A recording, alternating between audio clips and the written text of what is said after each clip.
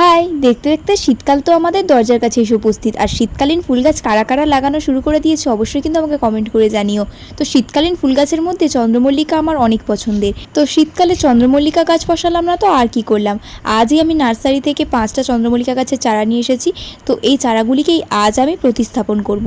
এখানে কিন্তু মাটিটা আমি অনেক দিন আগে থেকে রেডি করে রেখেছিলাম, দেখতেই পাচ্ছ মাটিটা কিন্তু অনেক সুন্দরভাবে প্রস্তুত করেছি। আর মাটিটা কিভাবে প্রস্তুত করেছি ও মাটিতে আমি কী কী দিয়েছি সব কিছুই কিন্তু আমার চ্যানেলের লং ভিডিওতে আমি আলোচনা করে দিয়েছি।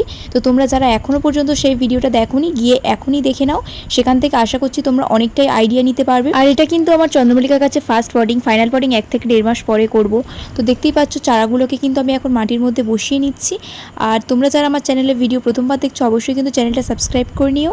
আর কেয়া, তনয়া, দীপ, সোহান, অনিশা, ফারজানা, ঈশা, রাখিব তোমাদেরকে জানাই অনেক অনেক ভালোবাসা। তাহলে আজকের মতো চলি, দেখা হচ্ছে অন্য কোনো ভিডিওতে। বাই।